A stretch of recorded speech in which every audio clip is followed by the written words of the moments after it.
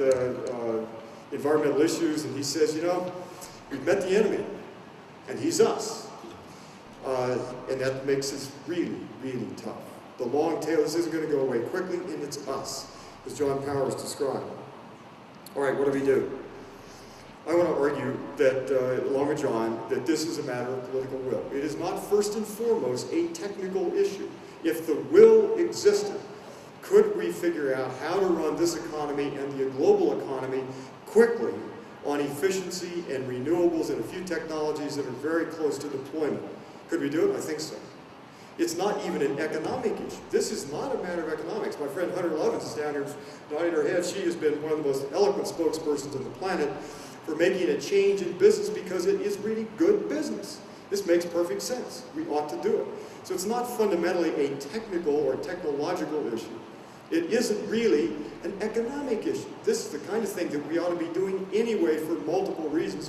Whether you believe in climate change is real or not, you don't have to, believe in it. By the way, that always strikes me as kind of funny. Do you believe in climate change? The question put to me last week in New York. And it's kind of like, I've never been asked, do I believe in electricity? Or it's kind of like you believe in the virgin birth or whatever, right? And I don't know, which is not like a matter of faith, this is really a matter of science. So, as a political issue, what sort of issue is it? Well, it's one that has to involve all of us. Don't expect your governor to do what you're not willing to do. Don't expect him to put his neck out on the chopping block unless you have written letters and organized and been to endless meetings. That's what democracy is all about.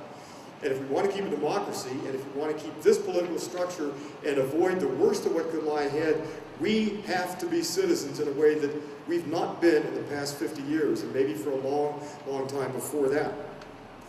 So what's happening here in Colorado? I come here from Ohio, and I am amazed at the things that are going on here. You may think it's slow here. I look at it from a different perspective. You're doing some amazing things here, and this room is full of many of my heroes and heroines, and people doing quite remarkable things that are having an impact on this state, but as well all around the country and all around the world. So Governor Ritter coined the phrase, the new energy economy. I love that phrase. You ought to get the credit for not only the phrase, but the reality, the policy reality behind it.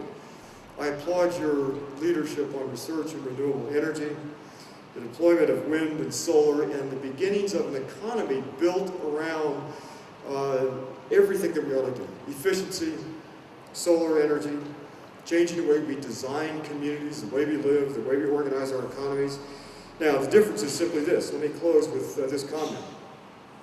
The difference is leadership. And leadership isn't some esoteric kind of thing.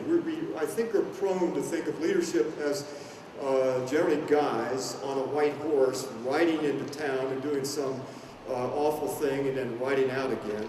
And meantime, basically the women have to clean up the mess and get the kids back to school.